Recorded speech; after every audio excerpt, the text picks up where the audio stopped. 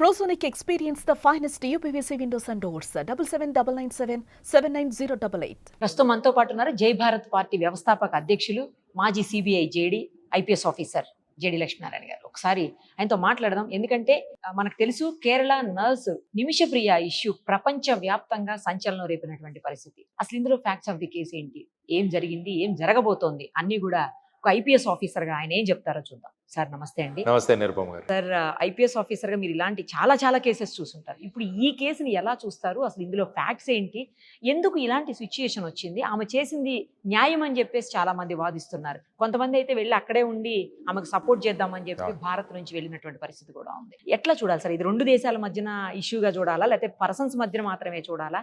అసలు ఆమె కేసుకు సంబంధించిన అన్ని వివరాలు కూడా ప్లీజ్ సార్ చెప్పండి. భారతదేశం నుంచి చాలా మంది ఉపాధి కోసం ఇతర దేశాలకు వెళ్తుంటారు. అమెరికా కావచ్చు, లేకుంటే ఇతర యూరోప్ దేశాలు కావచ్చు. దానితో చూస్తే మనకు మిడిల్ ఈస్ట్ లో చాలా మంది ఎక్కువ ఉన్నారు.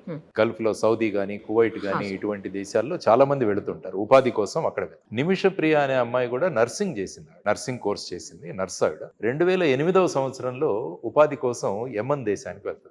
యమన్ లోకి వెళ్ళి ఆవిడ నర్సింగ్ ఇదంతా మొదలు పెడుతుంది. కొన్ని సంవత్సరాల తర్వాత ఆవిడకి ఏమనిపిస్తుందంటే మనమే ఒక క్లినిక్ పెడితే బాగుంటుంది కదా అన్న ఆలోచన వస్తున్నాం. కానీ యమన్ దేశంలో ఎలాంటి నియమాలు ఉన్నాయంటే బయట నుంచి వచ్చిన వాళ్ళు ఏదైనా బిజినెస్ ఎస్టాబ్లిష్మెంట్ వాళ్ళు చేసుకోలేరు. ఓకే. కాబట్టి అక్కడ లోకల్ వాళ్ళు ఎవరైనా కావాలి అని చెప్పేసి అక్కడ ఆవిడ లోకల్ చెందిన ఐ థింక్ తాహిద్ అనుకుంటా అతన్ని కలిసి ఆ డాక్యుమెంట్స్ అన్ని తయారు చేసి 2015వ సంవత్సరంలో క్లినిక్ స్టార్ట్ చేస్తున్నాం. ఆ తర్వాత ఇది మొదలవుతుంది. కానీ ఈ వ్యక్తి యమన్ వ్యక్తి ఎవరైతే ఉన్నాడో అతను ఈవిడని ఎక్స్ప్లాయిట్ చేయడం మొదలు పెడతాడు. ఈ అమ్మాయి పాస్పోర్ట్ తీసేసుకోవడం, తర్వాత ఈమెన్ని ఫిజికల్ గా, తర్వాత సెక్షువల్ గా అబ్యూస్ చేయడం, ఇవన్నీ చేసి ఆవిడ ఇక తట్టుకోలేకపోయి ఈ వ్యక్తి ఇలాగే కొనసాగితే నా జీవితం టోటల్ గా కొలాప్స్ అయిపోతుందని చెప్పేసి పాస్పోర్ట్ ఇవ్వట్లేదు. తర్వాత ఆవిడని కంటిన్యూస్ గా బాధలు పెడుతున్నాడు.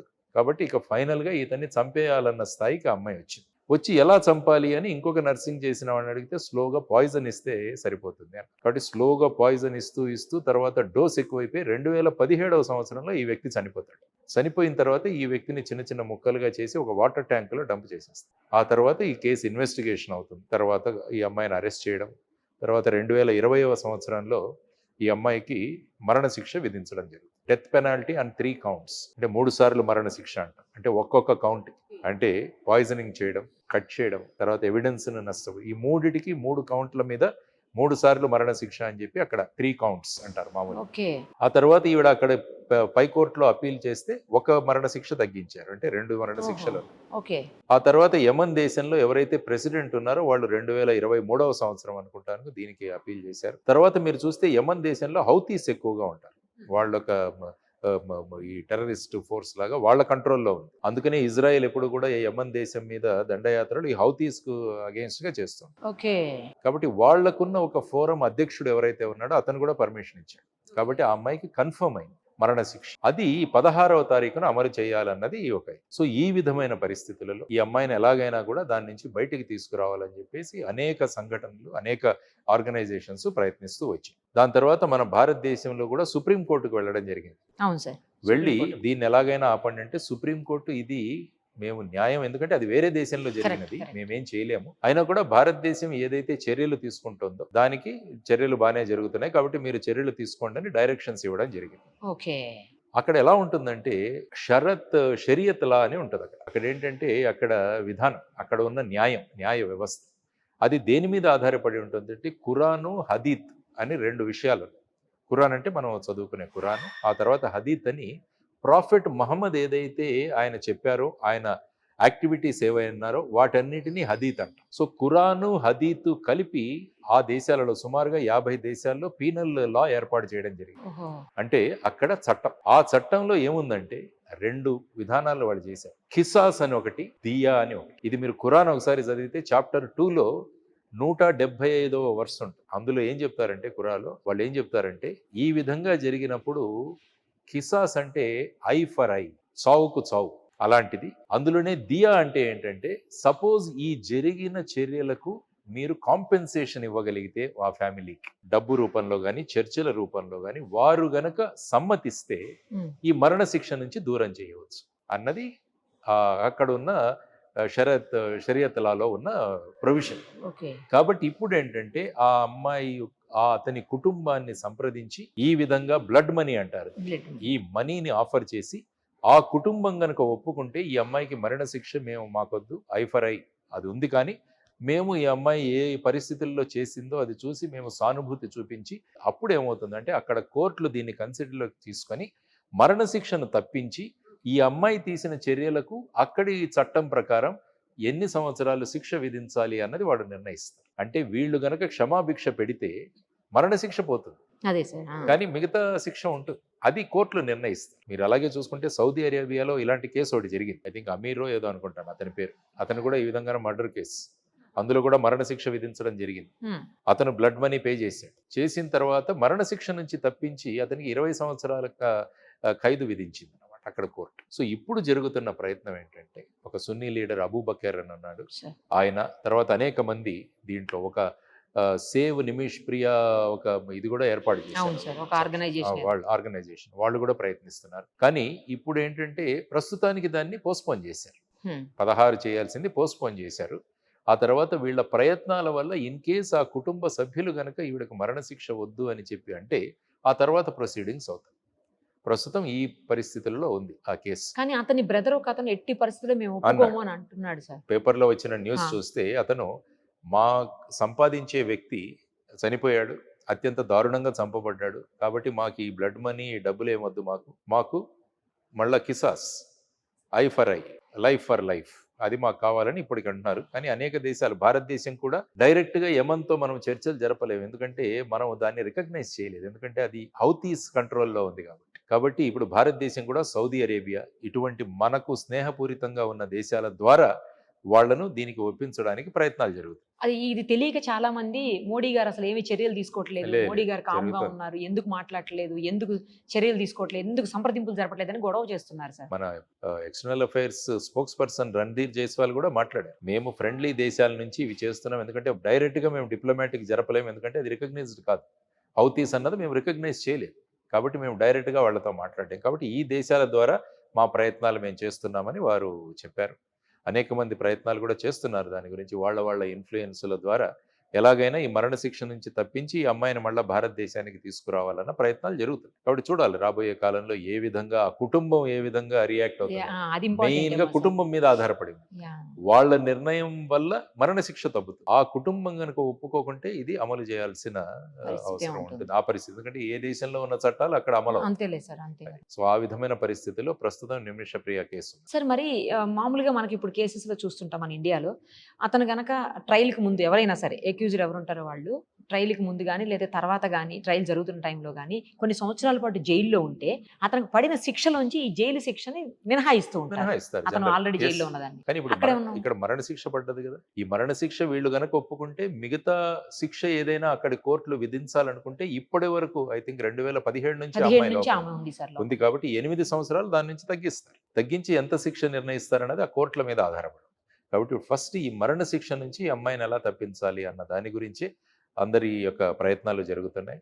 లెట్ us హోప్ ఆ శిక్ష నుంచి ఆ అమ్మాయి బయటపడుతుంది, ఎందుకంటే ఆ అమ్మాయి ఎటువంటి దుర్భరమైన పరిస్థితుల్లో ఈ విధంగా నిర్ణయం తీసుకోవాల్సి వచ్చిందన్నది కూడా మనం ఆలోచించాలి కదా సార్. ఎందుకంటే ఆ అమ్మాయి పాస్పోర్ట్ లేదు, ఆ అమ్మాయిని ఎక్స్‌ప్లాయిట్ చేస్తున్నారు, దేశం కాని దేశం. ఇటువంటి పరిస్థితుల్లో ఇంకేమవుతుంది, అతన్ని చంపడం తప్ప ఇంకొక వేరొక మార్గం లేదు అన్న స్థితికి ఆ అమ్మాయి వచ్చింది, అంతే కదా సార్. సో అది మనం ఆలోచించాల్సిన అంశం. కానీ ఏ దేశాల్లో ఉన్న చట్టాలు వాళ్ళ నియమాలను బట్టి అక్కడ ప్రాసిక్యూషన్ ఆ ట్రయల్ జరుగుతుంది. సార్ ఇంకొకటి కూడా అంటారు కదా, ఏంటంటే వాళ్ళ ప్రాణం మీదకి వచ్చినట్లయితే వాళ్ళ మాన ప్రాణాలు కాపాడుకోవడానికి ఎదుటి వాళ్ళని ఏమన్నా చేసినా కూడా ఏమీ కాదు అని మన దేశం. Grave and sudden provocation. ఓహో, సపోజ్ సడన్ గా నా ఇంటికి ఎవరైనా దొంగ గన్ పట్టుకొని వచ్చాడు, ఆ క్షణంలో చూసి నేను ఇంకా వాడిని చంపేస్తాను, వేరే ఆప్షన్ లేదు. కానీ ఇక్కడ ఏం జరిగిందంటే ఈ అమ్మాయి స్లోగా పాయిజనింగ్ ఇవ్వడం, అంటే ఇదంతా ప్లాన్డ్ గా స్లోగా జరిగింది అన్నది ఆ గ్రేవ్ అండ్ సడన్ ప్రొవకేషన్ అన్న దీంట్లో ఇది ఫిట్ అవ్వకపోవచ్చు. అక్కడ దాంట్లో గ్రేవ్ అండ్ సడన్ ప్రొవకేషన్ కి ఎగ్జంప్షన్ ఉందో లేదో తెలియదు, మన చట్టంలో అయితే ఉంది. గ్రేవ్ అండ్ సడన్ ప్రొవకేషన్ లో ఎగ్జంప్షన్ ఉంది మనకి, అంటే కంట్రీకి మారిపోతాయి కాబట్టి ఆ చట్టాలు ఏ దేశంలో ఇప్పుడు ఎవరైనా వేరే దేశస్తులు ఇక్కడ వచ్చి, ఫర్ ఎగ్జాంపుల్ మోనికా బేడి, అబూ సలేం ఇక్కడ పాస్పోర్ట్ ను ఫోర్స్ చేసి వాళ్ళు వెళ్ళి లిస్బన్ లో ఉన్నారు, కాబట్టి ఇక్కడి చట్టాలను వాళ్ళు ఉల్లంఘించారు, కాబట్టి ఇక్కడి చట్టాలు ఇక్కడి న్యాయ ప్రక్రియ ద్వారా వాళ్ళకి శిక్ష పడింది. ఓకే. ఏ దేశంలో ఆ క్రైమ్ జరుగుతుందో ఆ దేశంలో ఉన్న చట్టాలను బట్టి అక్కడ ట్రయల్ జరుగుతుంది. ఇంకొకటి కూడా సార్, జనరల్ గా ఒకదానికి ఒకటే మరణశిక్ష ఉంటుంది కానీ 3 రకాల మరణశిక్షలు ఎందుకు? అంటే ఏమిటి? ఏముంటుందంటే ఆన్ మెనీ కౌంట్స్ అంటారు. అంటే ఒక్కొక్క దానికి ఆ ఒక్కొక్క పీనల్ కోడ్ లో ఒక్కొక్క రకంగా ఉంటుంది. ఓకే. అంటే విషం ఇచ్చి చంపడం అదొక, తర్వాత బాడీని కట్ చేయడం అదొక ఈవెంట్, తర్వాత దాన్ని దాచిపెట్టడం, ఈ 3. కాబట్టి ఈ ఒక్కొక్క దానికి కూడా మరణశిక్ష విధించేంత నేరం చేయబడిందని అక్కడ కోర్టులు కన్క్లూషన్లోకి వచ్చాయి. కాబట్టి 3, ఆ తర్వాత ఒక హయ్యర్ కోర్టు ఒకటి తగ్గించేసి 2 అయితే ఉన్నాయి. 2 కౌంట్స్ మన దగ్గర అయితే అలాంటిది సేమ్ ఉంటుందా సార్? అట్లా ఉంటుంది. ఉండదు కదా మన కానీ దగ్గర? మన దాంట్లో ఏమవుతుందంటే 3 మరణశిక్షలు దీన్ని ఉంటాయి. ఉంటాయా? అంటే ఒకసారి అయిపోయిన తర్వాత ఇంకేముంది, రెండవది ఇంకా లేదు అందులో. అదే సార్. కానీ మిగతావి చూసుకుంటే మీరు శిక్షలు విధిస్తారు. ఫర్ ఎగ్జాంపుల్ చీటింగ్ చేసినందుకు ఒక శిక్ష, ఫోర్జరీ చేసినందుకు ఒక శిక్ష, లేకుంటే ఇంకోటి వాటిని వాడినందుకు ఒక శిక్ష. కానీ మన దాంట్లో మన దేశంలో ఏదంటే ఈ 3 శిక్షలు కలిపి నడుస్తాయి. అది అంటున్నాను సార్, కరెక్ట్. అది కాంకరెంట్లీ అంటాం మనం. కాంకరెంట్లీ అన్ని శిక్షలు కలిపి నడుస్తాయి. కానీ అదే కన్సిక్యూటివ్ గా చేస్తే ఈ 3 సంవత్సరాల పనిష్మెంట్ తర్వాత నెక్స్ట్ 3 సంవత్సరాలు, నెక్స్ట్ 3 సంవత్సరాలు. అదే మీరు చూసుకుంటే అమెరికాలో 30 సంవత్సరాల శిక్ష, 40 సంవత్సరాల శిక్ష ఈ విధంగా పడుతుంటాయి. అంటే అవన్నీ కూడా కాన్సిక్యూటివ్ గా జరుగుతాయి.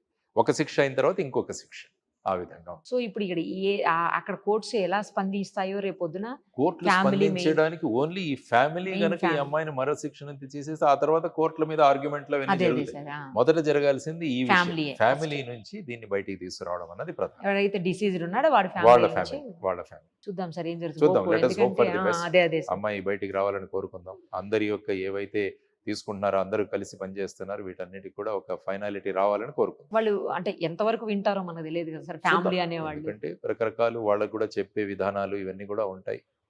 స్లోగా ఎవరు వెళ్ళి చెబుతున్నారు ఇవన్నీ కూడా చూసుకొని ఫైనల్ గా దానికి ఎవరు ఒక వెళ్ళి నిర్ణయం చెబుతున్నారు తీసుకోవచ్చు. అనేది కూడా ఇంపార్టెంట్. ఒక్కోసారి ఆ పాప భీతి ఉన్నప్పుడు కూడా సరే జరిగిపోతే అయితే జరిగిపోతుంది, ఈయన ఈ విధంగా అమ్మాయిని బాధ పెట్టాడు కాబట్టి ఈ అమ్మాయిని ఎందుకు మనం పోగొట్టుకోవడం అన్న ఆ విధంగా వాళ్ళని కనుక మనం బ్రెయిన్ వాష్ చేయగలిగితే ఒక్కోసారి రావచ్చు ఆ విధంగా బయట. మీలాంటి వాళ్ళు వెళ్తే కనుక ఖచ్చితంగా అయిపోతుంది.